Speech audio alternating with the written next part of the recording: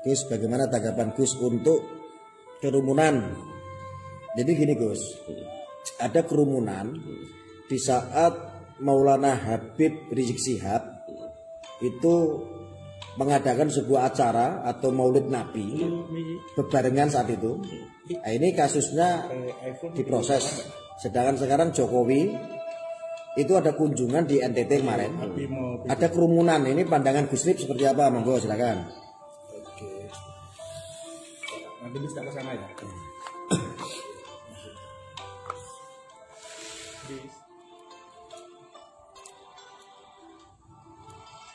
Assalamualaikum warahmatullahi wabarakatuh.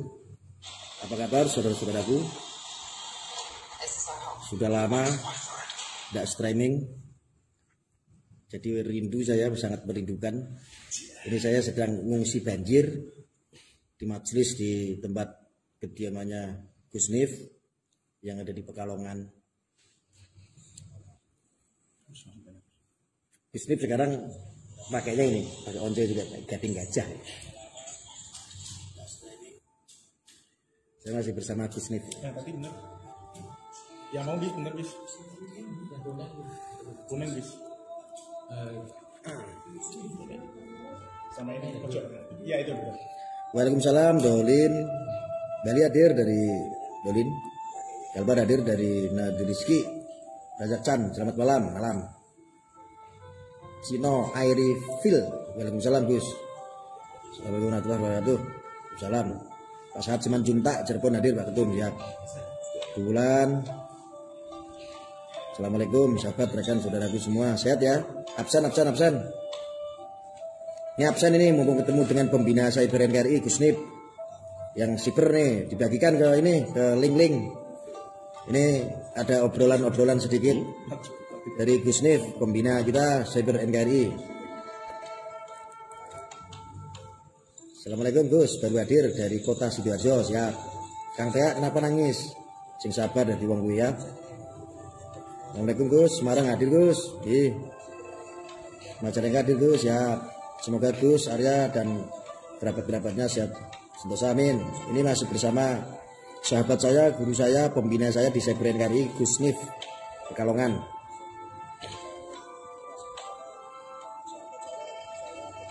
Pendakwah dan mujahid Islam Nahdlatul Ulama. Ini ada pembina kita ini dari Islam Nusantara. Ini ada Islam Nusantaranya juga. Makanya Gus ini pakainya belangkon. Saya biasanya pakai belangkon, pakai peci lagi nyaman. Saya dapat hadiah dari anggota ini, peci khusus.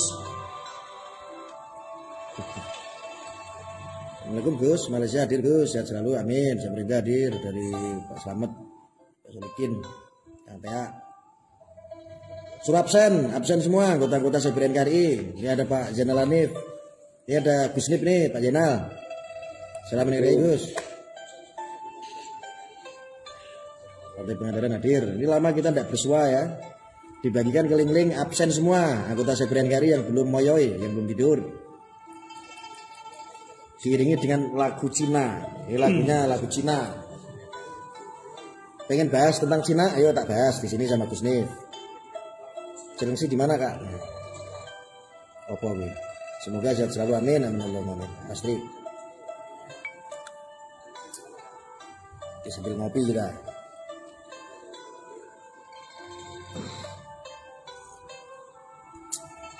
Bondowoso Jatim hadir, nggih.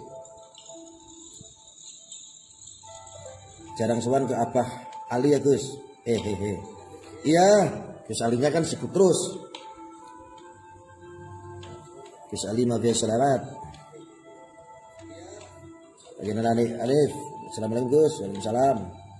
Ini disapa dulu juga, ada pembina kita, ada Gus Nip, saudara kita, sahabat kita, guru kita, kiai kita. Ada Anjang Sutisna. Assalamualaikum. Waalaikumsalam. Karawang siap. Mertua Haryono Cilengsi Indah. Suruh absen anggota-anggota Cyber NKRI yang belum udah lama nggak bersua ini, nggak komunikasi juga lewat streaming. Dasar hadir, semoga sehat selalu Gus. Jangan sebut Cina Om, ya memang faktanya ada orang Cina. Sebut Tionghoa, Cina itu negara. Oh, Negara apa dia? Cina itu negara.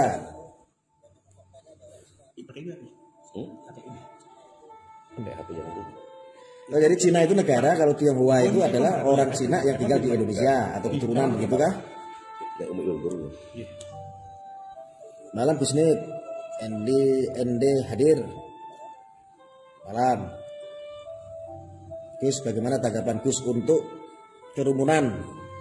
Jadi gini Gus, ada kerumunan di saat Maulana Habib Rizik Syihab itu mengadakan sebuah acara atau Maulid Nabi berbarengan saat itu. Nah, ini kasusnya diproses.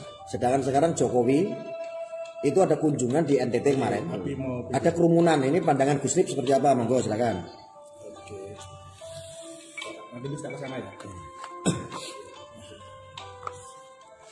Bis, tolong ambilkan apa itu.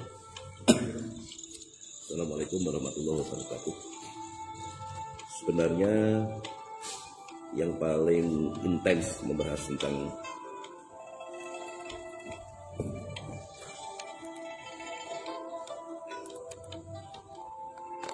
tentang COVID itu kan kalau dari sisi teritorial Gubernur DKI. Ini pandangan saya. Jadi ketika kasusnya Habib Rizik ini, Gubernur DKI yang begitu ketat menerapkan protokol kesehatan, tapi ketika kasusnya Habib Rizik, beliau seolah-olah melupakan itu semua. Ini pokok permasalahan.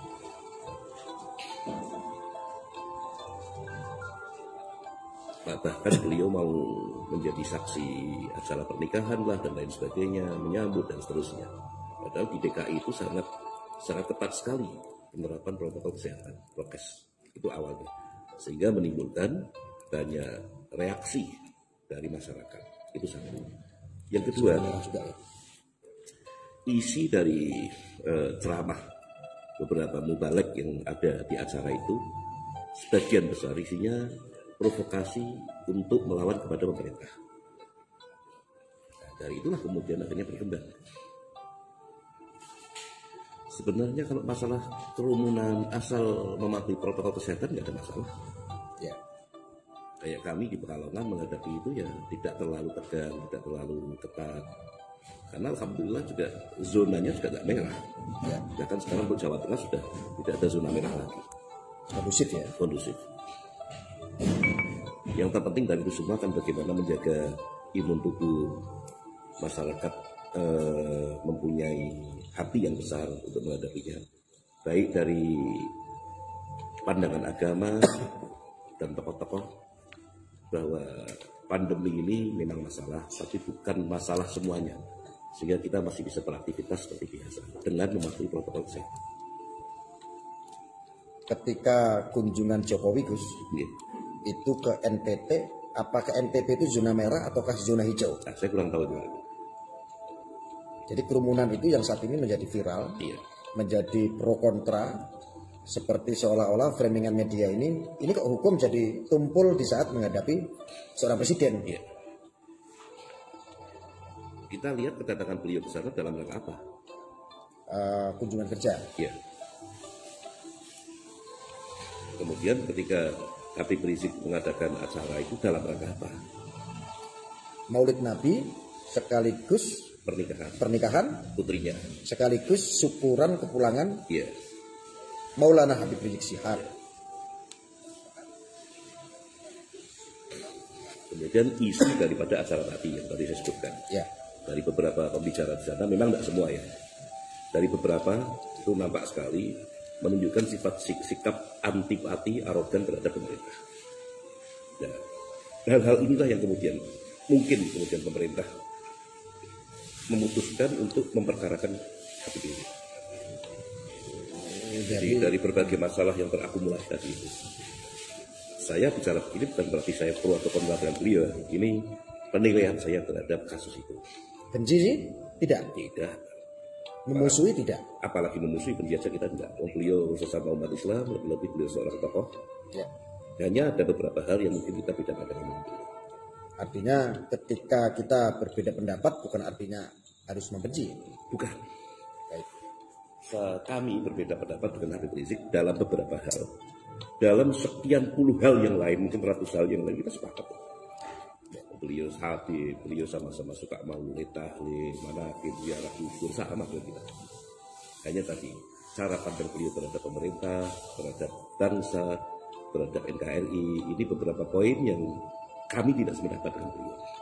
Karena jika itu diteruskan ke tidak sependapatan itu akan menjadi kisruh di masyarakat ya. Ya, karena berefek, berakibat bisa menjadikan retaknya kesatuan dan persatuan negara kesatuan Republik Indonesia. Itu jawabannya saudara. Ya. Ada pertanyaan lagi?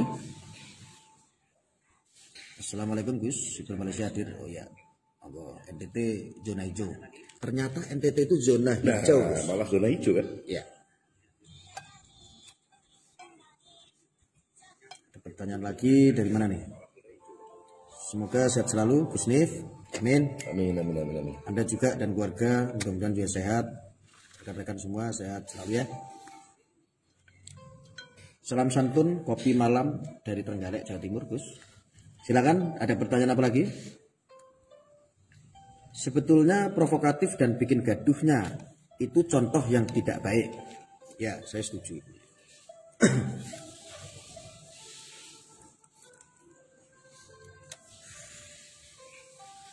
Gus, dalam ada gerakan pemuda Islam yang mau melapor tentang kerumunan di NTT kepada DPR. Karena laporan yang di Bareskrim ditolak. Itu gimana Gus? Ya itu sudah ada yang ngatur. Itu sudah ada yang ngatur. Mungkin polisi menolak karena ada alasan tertentu. Di samping itu kan tadi zona hijau. Nah, di samping itu laporan itu mentah mungkin karena zona hijau. Dan itu sebagai kunjungan kerja. Istilahnya kalau kita tiba-tiba datang ke wilayah tersebut, tiba-tiba ada yang kenal kita nyamperin. Ini kan tidak diduga karena itu juga bukan undangan. Artinya mentah bisa jadi. Dari Nahdi Rizki, sejarah dulu Cina datang ke Indonesia sebelum dijajah Belanda. Mereka datang naik perahu, gayung lewat pinggir laut, bahkan sampai ada yang jalan kaki. Sejarahnya Cina bagaimana Gus? Apakah ada kaitannya Cina dengan Islam? Menurut Gus Nif bagaimana? Gus, Cina hadir, baik, silakan.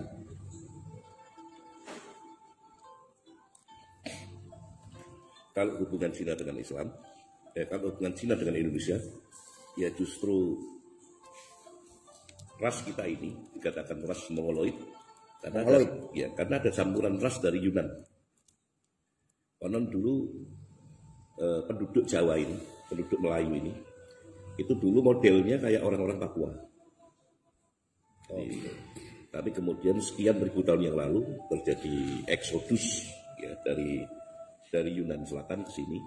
Kemudian ras campuran inilah yang kemudian menjadikan ras Melayu dan Jawa. Oh ya, itu ya. Yang kedua, masuknya agama Buddha juga banyak dibawa oleh para pendeta-pendeta Buddha dari Cina, di samping juga dari India. Yang ketiga, di abad 13, ketika Cheng Hui mengadakan kunjungan muhibah ke Indonesia, ke Nusantara, yang didampingi oleh sekian ratus anggotanya dalam sebuah kapal. Salah satunya adalah penulisnya beliau, sekretaris beliau bernama Haji Mahwan. Haji Mahwan menulis di sepanjang pantai utara, pantai Jawa, dari mulai Blambangan sampai ke Banten, itu mereka menemukan banyak orang-orang Muslim, dan orang Muslim itu justru para pendatang dari Cina. Jadi Cina yang datang di sini pada saat itu, warga Cina, orang-orang Tiongkok, itu rata-rata yang beragama Islam. Saat itu memang yang masuk itu orang-orang Cina itu beragama Islam. Ya. Nah, yang membawa siapa Gus? Kok bisa orang Cina kenal Islam? Nah, kalau Islam di Cina sudah lama. Sebelum masuk Indonesia atau sesudah? Mereka sudah kenal Islam sejak era sahabat. Era sahabat. Era sahabat. Ada yang mengatakan salah satu sahabat ada yang dimakamkan di sini. Jadi dari dinasti Tang itu mereka sudah kenal sama Islam. Lebih-lebih ketika di era Mongol. Di era Mongol ini banyak membawa orang dari Samarkand. Samarkand itu Uzbekistan. Uzbekistan itu Samarkand juga termasuk. Di situ ada kota tempat asal dan makamnya seorang imam ahli hadis besar, yaitu Imam Bukhari. Ada kota namanya Bukhara. Bukhara ini di daerah Uzbekistan. Nah, di zaman Temujin, pendiri dinasti Mongolia, itu sempat invasi ke sana, sehingga banyak orang-orang sana Samarkand yang dibawa ke Cina. Yang kemudian mereka ngumpul di sebuah provinsi, yang kemudian suku itu disebut suku Hui. Suku Hui. Ya. Di dalam suku Hui itu ada suku namanya Uighur, yang kemarin sempat ramai. Uighur yang ada ini ya? Ya. Kemarin pembantaian atau apa ini? Ya, yang diisukan ramai itu. Isukan ramai itu. Nah, Uighur maupun Hui ini kebanyakan keturunan Samarkand atau Turki. Maka orang-orangnya kulitnya kulit Cina, tapi raut muka dan hidungnya ikut Turki biasanya. Semi ke Arab-Araban. Oh iya. Termasuk diantaranya Laksamana Chenggu. Laksamana Chenggu yang juga disebut Sampokong atau Sampok Taijin atau Ma Chenggu ini sesungguhnya masih keturunan Arab. Bahkan saya baca dalam kitab Takliknya Syamsul Dohiroh yang ditulis oleh Sayyid Muhammad Asad Sahab. Beliau ini masih punya silsilah ke Nabi Muhammad SAW. Jadi Chenggu itu seorang sayyid, seorang habib. Berhubung beliau hidup di negara Cina. Sebentar, apa bedanya seorang sayyid dengan seorang habib? Sayyid atau habib itu sebutan untuk keturunannya Nabi. Cuma biasanya kalau habib, terahnya lebih dulu yang mana? Sama. Cuma sebutan habib ini muncul di Hadramaut. Di Hadramaut. Kalau sayyid? Yaman. Kalau sayyid di semua negara. Di semua negara itu sayyid. Ya, nyebut keturunan Nabi sayyid. Hanya itu bedanya. Nah, karena sudah berasimilasi, sudah menikah dengan wanita-wanita setempat, sekian keturunan, maka budayanya ya sudah budaya Cina, tapi agamanya Islam. Ya. Nah, mereka ini menulis tadi ketika masuk ke Indonesia, karena dulu dinasti Mongol era Kubilai Khan itu pernah terjadi insiden dengan kerajaan Singosari, yang kemudian dilanjutkan dengan berdirinya kerajaan Majapahit. Maka setelah itu kemudian ketika Cina dikuasai oleh dinasti Ming, di eranya Chenggu ini, dinasti Ming ingin memperbaiki hubungan dengan beberapa negara yang dulu pernah ada masalah dengan dinasti Guan atau dinasti Mongol. Salah satunya diutuslah Chenggu untuk kunjungan persahabatan ke berbagai negara termasuk Nusantara. Baik. Sebutan muhibah atau kunjungan muhibah itu apa? Arti dari muhibah itu? Kalau dalam bahasa nasional, kunjungan persahabatan. Jadi Chenggu di sini dalam rangka bukan untuk invasi, tapi dalam rangka menjalin hubungan yang dulu pernah tidak enak di zaman dinasti Mongol, yaitu zamannya Kaisar Kubilai Khan. Oh iya gitu ya. Nah, para Chinese yang datang di pantai utara ini, kemudian ada yang pulang kembali ke sana, ada yang menetap di tanah Jawa, kemudian berasimilasi dengan penduduk setempat.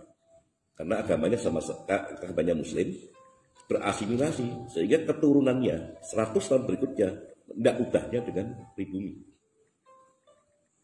Pantas, saya sering melihat orang-orang keturunan Cina juga beragama, sebagian ada yang Islam juga, Gus. Jadi bisa dikatakan begini. Terus keturunan Cina yang abad 13 itu yang era Chenggu ke sini, mereka Muslim semua. itu siapa? Bisa jadi kita ini. Karena mereka sudah berasimilasi. Nah, biasanya keturunan Cina ini kalau masuk Islam berasimilasi terkadang menghilangkan identitasnya. Dia membaur dengan lingkungannya ketika sudah masuk Islam atau berpindah agama. Iya. Nama sudah pakai nama-nama Jawa dan seterusnya. Nah, termasuk Wali Songo. Di abad berikutnya Wali Songo datang, ternyata Wali Songo pun peranakan Cina. Wali Songo itu peranakan Cina? Iya. Loh, kok bisa? Iya. Wali Songo itu kakeknya Wali Songo yang datang ke sini namanya Sayyid Jamaluddin Jumadil Kubro. Itu kelahiran Sampang. Jadi beliau ini sudah blasteran Champa atau Indochina. Kalau sekarang masuknya perbatasan Kamboja dan Vietnam. Kalau dari jalur Pak lurus, ditarik lurus, para beliau jelas Sayyid Arab keturunan dari Hadramaut. Nah, tapi dari Hadramaut ini datang dulu ke India, blasteran India datang ke Champa, blasteran Champa beberapa generasi baru masuk ke Indonesia. Sehingga kalau kita ilustrasikan wajah wali semuanya sudah nggak Arab banget, karena sudah Jawa campuran dengan Indonesia ya. Oh begitu. Jadi begitu untuk masalah itu. Nah, kalau Cina-Cina berikutnya, ada yang datang abad 17, ada yang datang abad 18, sebagian dibawa Belanda. Sebagai pekerja paksa dan sebagainya. Nah, kalau zaman dulu sebelum era Belanda, mereka sudah terbiasa kadang melancong sendiri ke sini untuk dagang. Pendeta ya? Ya, kemudian tadi kita bilang ada beberapa pendeta yang datang ke sini untuk belajar dan menambah pengetahuan tentang agama Buddha dan sebagainya. Ada yang bertanya tadi Gus, selain tadi tentang kisah Cina, kadrun itu apa Gus? Ini soalnya isu ini juga sangat viral sekali, digoreng, bahwa apakah betul istilah kadrun ini diucapkan oleh dulu di zaman PKI ditujukan kepada seorang alim ulama. Jadi kalau pemahaman saya Gus, maaf, kadrun itu kalau diambil dari bahasa Arabnya ini kan kadar atau kotor atau kadarun. Kadarun diambil artinya itu kan kotor. Jadi orang-orang yang sifatnya kotor saya anggap kadrun lah, itu kita singkat. Jadi tidak ada urusannya dengan ulama kalau saya pribadi waktu itu ya. Kalau jenengan bagaimana? Apakah betul ada zaman PKI dulu istilah kadrun? Saya baca di beberapa artikel katanya ada, tapi saya nggak hidup di zaman PKI ya. Betul. Saya nggak tahu ya. Tapi kalau kadrun dalam bahasa sekarang itu kan hanya sebutan olok-olokan untuk orang yang sedikit-sedikit kami Araben. Ya. Karena gurun itu. Ya, menganggap singkatan dari kata gurun. Karena mereka menganggap semua yang dari Arab itu pasti Islam.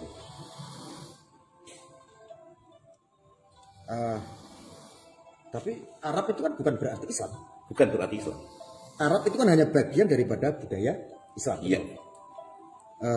Ada kitab suci Arab yang Kristen, ada apa namanya? Kitab Injil dan Taurat atau Bible itu kalau di Arab ya pakai tulisan Arab, pakai bahasa Arab. Contohnya ada Gus ya? Ada. Apa namanya Gus? Morotal Injil. Morotal Injil. Morotal Injil, coba kita buka ya Gus. Ini banyak orang nggak tahu ini. Morotal. Ini juga pakainya Arab. Berarti. Semacam ini Gus. Iya. Iya. Keren juga ya.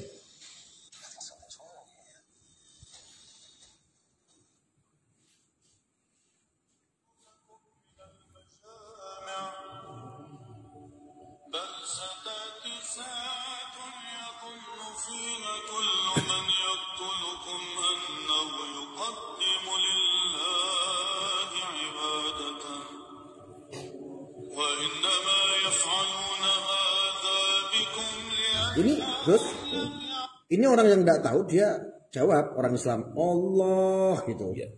Nih.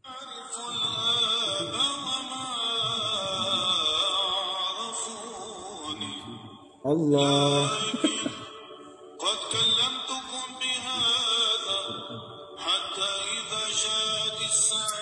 Artinya mereka juga biar tahu Gus bahwa selama ini kan Arab ini dianggap sebagian besar orang yang fanatik terhadap agama yang disebut adalah orang yang mabuk agama. Bahwa Arab itu sudah jelas-jelas Islam. Memang betul kita berkiblat ke sana. Tetapi pemahaman mereka Islam itu nggak ada yang apa, Arab itu nggak ada yang kafir. Ini pemahaman netizen yang berakal kucluk. Saya sebutnya itu kucluk biasanya begitu, kayak Sarto begitu Gus. Dia sukanya memang begitu. Tapi sebetulnya kayak ini juga Arab ya, padahal alunan-alunan tersebut bacaan daripada Injil. Injil dengan bahasa Arab. Gitu. Ini jadi buat pemirsa supaya tahu Arab bukan berarti Islam, tetapi Arab adalah bagian daripada budaya Islam. Kenapa saya bilang budaya Islam? Karena budaya kita Al-Quran itu tulisannya Arab. Coba kalau seandainya Arab dulu wahyu diturunkan sama Allah di Pulau Jawa, mungkin saja tulisannya Hono Corok, Kodo Tosowolo, Kodo Joyono, Mogo Botongo gitu ya. Karena turunnya di Arab, bahasa orang biasa fasihnya juga dengan bahasa Arab, artinya ya kita cuci Al-Quran ya dengan aksara-aksara hurufnya, tajwidnya semuanya Arab, pakainya harokat Arab. Itu kira-kira. Ada pertanyaan lagi?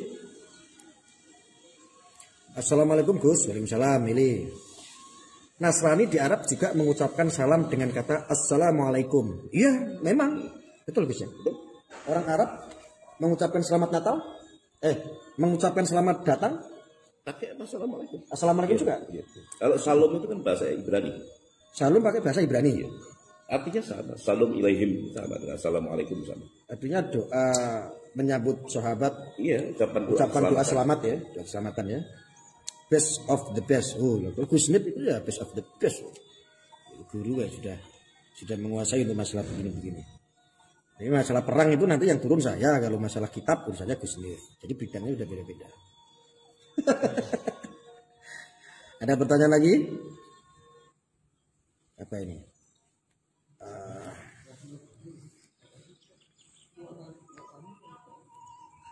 Jadi ini kita ambil sisi positif ya, kita ambil ilmunya dari sepenggal, mudah-mudahan bermanfaat dari saling tanya. Ada pertanyaan lagi? Ya, masalah kerumunan tadi udah oke. Singkatnya masalah Cina masuk di Indonesia juga sudah oke. Terus masalah tadi ya kadrun. Tapi saya kemarin ngonten narasi Gus. Kadrun itu diambil daripada kadarun, kadar, kotor. Kita sebut kadrun mereka. Atau definisinya kadrun itu adalah kadar gurun. Tapi ada yang benarkan juga. Padahal ini sejarah tidak ada. Bahkan dari LIPI itu mengatakan itu hoax. Dari pakar sejarah pun mengatakan itu hoax. Tapi ada salah satu kiai kita, Gus, itu membenarkan dengan istilah kadrun itu dikatakan oleh PKI, ditujukan kepada ulama. Padahal itu dulu ucapannya Gus Nur, itu saya tahu. Ini dibenarkan oleh Habib Hussein Tuban malah. Apa yang saya berpikir dua. Cari-cari belum ketemu. Apakah Habib Hussein Tuban itu betul? Apakah Habib Hussein ini menjadi korban hoak gitu? Iya. Ya, karena beliau ya mungkin merasa sedikit tersinggung juga dengan ucapan tersebut. Padahal sebetulnya tidak ada ukuran ini ditujukan kepada ulama, tetapi kepada orang-orang Indonesia yang tidak mencintai bangsanya sendiri, tapi nyaris ke Arab-Araban, tetapi mereka tidak berkiblat kepada Arab. Ini kadrun ya. Salam, apa kabar Gus? Ya, waalaikumsalam, baik Pak Udivian. Dari Amrilia nih, lebih baik Cina daripada kadrun Gus tuh. Kayak begitu lagi Gus. Sebenarnya bangsa itu semua ada baiknya, ada nggak baiknya. Sama saja ya. Kalau yang masalah itu kan person. Jadi sama sekali kami nggak membenci Arab, nggak membenci Cina, dan mereka dua bangsa ini bangsa besar yang punya peradaban yang tinggi. Peradaban besar juga dia. Bangsa Arab punya peradaban yang luar biasa. Seperti itu juga bangsa Cina. Sebenarnya saya kurang setuju nyebut istilah kadrun, kurang setuju sebenarnya. Ya.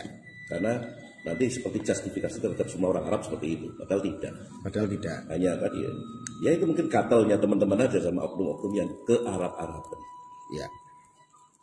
Jadi Arab punya peradaban kebudayaan yang tinggi, begitu juga Jawa, Cina, semua bangsa. Oh ya. Ada pertanyaan dari Anissa. Terus saya sering melihat orang Arab kalau sholat sepatunya ada yang nggak dibuka walaupun dalam sajadah. Gimana itu sah-sah saja atau apa? Madhabnya. Tinggal pakai madhab apa? Monggo.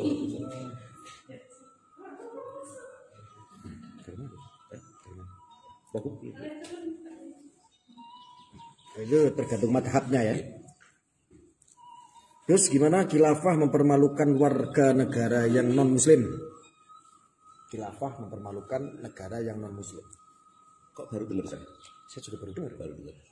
Enggak. Khilafah itu kan sistem dan sebutan untuk pemerintah pada saat itu. Karena di Timur Tengah pakainya bahasa Arab, yang nyebutnya khilafah. Kalau terjemahan dalam sebuah dinasti, ya ada yang rajanya memperlakukan non muslim baik, ada yang mungkin kurang baik, ada yang diperlakukan tidak baik itu mungkin personal, bukan bangsa, bukan agama. Jadi Khilafah itu artinya kepemimpinan, Gus. iya kepemimpinan dalam bahasa Arab. Jadi kalau kita Pak Jokowi NKRI Republik ini bisa disebut khilafah, itu cuma bahasa aja. Artinya Jokowi itu juga seorang khalifah. Oh, bahasa aja Pak. Jadi karena bahasa ternyata Iya. Saya juga. Nah ya kalau ada khilafah itu mempermalukan agama non muslim. Oh, enggak, belum pernah dengar saya. Ya ini saya 5 menit lagi streaming. Kita nanti akan lanjut lagi ya. Ini dari Nadi Rizky. Cina sangat peduli orang Indonesia. Bukan bermaksud mau menguasai. Cuma itulah ceritanya. Cina punya banyak keturunan. Bermacam-macam suku di negeri ini. Jadi itu tanggung jawabnya. Mohon maaf ya. Andai ada salah. Tolong diluluskan. Betul. Saya nyebut bukan bangsa, tapi juga banyak person orang Cina yang memonopoli di negeri ini. Kita Ada. nggak tutup mata itu, banyak juga yang banyak itu. Bukan bangsa Cina, bukan. Tapi person, oknum. Sama juga orang Arab tidak semua baik. Yaitu Yesus Arab semua. Iya. Yang dibunuh la ilaha illallah, yang membunuh la ilaha illallah. Ya. Jadi artinya maksudnya Gus Mif tadi begini. Ini person saja. Jadi masing-masing atau oknum. Ada juga orang Indonesia yang membuang aset di Indonesia dijual kepada orang Cina. Ya banyak. Contoh tangkapan ikan. Ikan ini kebanyakan dari nelayan ini saking banyaknya tidak dikonsumsi melumpah ruah di Indonesia. Banyaknya ikan dibeli sama Cina. Ya ada yang seperti ini. Ada juga barang kita juga yang dibeli sama Arab. Ya ada. Itu person saja sih sebetulnya. Gimana Gus? Dulu ada koruptor yang lari sampai sekarang belum ditangkap, Edi Tamsil itu ya keturunan Cina. Itu keturunan Cina itu ya? Kemudian hutan kita di luar juga banyak dikuasai oleh Orang keturunan Cina Cina. yang memonopoli. Konon katanya kelapa sawit di Indonesia ini hanya dipegang oleh 25 perusahaan besar. Dan itu sebagian besar Cina. keturunan Cina. Dengan dalih investasi. Ya. Gitu guys. Jadi itu Tapi saya nggak benci Cina. Yang saya benci kan oknum-oknumnya. Teman-teman Cina yang baik juga banyak. Saya punya teman-teman keturunan Cina banyak. Ada teman jogging, ada teman kegiatan, macam-macam. Di Pekalongan banyak. termasuk ada teman Cina yang ikut ke majelis. Ya, banyak. Orang Cina datang ke sini pengen belajar ngaji. Ya ada kan gitu. Iya. Dan tidak semua Muslim. Yang non Muslim banyak yang datang ke sini. Lintas agama. Ya, lintas agama. Bahkan ada NU. Ini juga campuran orang-orang Cina. Ada yang seperti itu. Mereka pengen belajar karena melihat NU ini adem, edukasinya mengena, dia tersentuh, datang. Ada yang seperti itu. Saya juga tidak setuju kalau teroris dinisbatkan ke Islam. Tidak ada. Hanya kebetulan di Indonesia ini mayoritas Muslim. Maka presiden sampai ketua RT-nya pun ya mayoritas Muslim. Ya. Panglima TNI sampai dengan tentara paling rendah dia mayoritas Muslim. Iya. Tapi jangan lupa malingnya juga Banyak Muslim. Karena mayoritas itu. ya. Jadi yang teroris hanya berapa orang, nanti dianggap Islam itu teroris ya tidak. Ya contoh di Myanmar, umat Islam dibantu oleh oknum biksu Buddha di sana. Kita nggak mengatakan biksu Buddha semua begitu, itu kan hanya oknum aja. Kemudian dulu ketika Belanda invasi ke Indonesia, melakukan kolonialisme, kemudian Amerika invasi ke Irak, kita nggak mengatakan agama Nasrani atau Katolik seperti itu. Itu kan oknum. Ya. Kalau kita buka ajaran-ajaran Injil bagus kok, ajaran kasih sayang. Tapi ketika ini Gus, ketika ada seseorang namanya Permadi Arya atau Abu Janda Ya. mengatakan Islam itu agama teroris. Nah, beliau kan sudah mengklarifikasi. Yang dimaksud seperti itu ataukah memang ini gorengan sebetulnya? Beliau hanya keceletuk. Keceletot. Ya. Makanya beliau klarifikasi, beliau minta maaf. Yang dia maksudkan Islam yang model-model seperti itu. Ya. Jadi bukan Islam sebuah agama dan sebagainya. Dan yang dimaksud Abu Janda itu mungkin gini Gus. Memang kebetulan teroris kita bicara yang ada di Indonesia itu mereka punya agama. Ya. Dan agamanya adalah Islam. Iya, Tetapi tidak menyampaikan yang melakukan yang menjadi teroris itu adalah oknum yang beragama Islam. Jadi kata-kata oknumnya itu tidak ada. ya, Makanya banyak yang ya. bijak. Ya, makanya beliau kan sudah langsung tabayun minta maaf. Ya. Datang ke ulama, ke kiai, ke habaib, beliau minta maaf. Dengan beliau gentle, minta maaf kok. Saya tidak sepenuhnya setuju dengan statementnya Bu Janda, tapi saya menghargai gentlemannya dia. Itu para kiai buat statement gitu ya. Ya, saya menghargai gentlemannya dia, kemudian beliau berani pasang dada untuk melawan terorisme, aksi terorisme dan sebagainya. Ya. Itu resikonya kan diancam nyawa dan seterusnya. Ada istilah Islam, orogan itu juga gorengan. Iya, ya tadi ada, memang kita nggak nutup mata. Ya ada oknum umat Islam, orang-orang Islam yang seperti itu. Begitu juga di agama lain. Ya tadi di Myanmar itu jelas kan, Ya. aksi genosida. Kemudian dulu di Jerman, orang-orang Jerman membantai Yahudi, itu kan mereka orang-orang Protestan. Ya. Tapi kan bukan anjuran agamanya, ini oknum dan erat kaitannya dengan politik. Ya. Jadi kita pandang jernih mana agama, mana kepentingan politik, mana oknum. Nah, Harus berpikiran lebih luas ya. ya. Oke, saudara-saudara, nanti kita akan sambung lagi bincang-bincangnya ketemu dengan Gus Nif, karena ini sudah waktunya wis wayahe. Kita akan undur diri dulu, kita akan matikan streaming ini sampai ketemu lagi selanjutnya di streaming yang mendatang. Kita pamit dulu Gus ya. Assalamualaikum warahmatullahi wabarakatuh.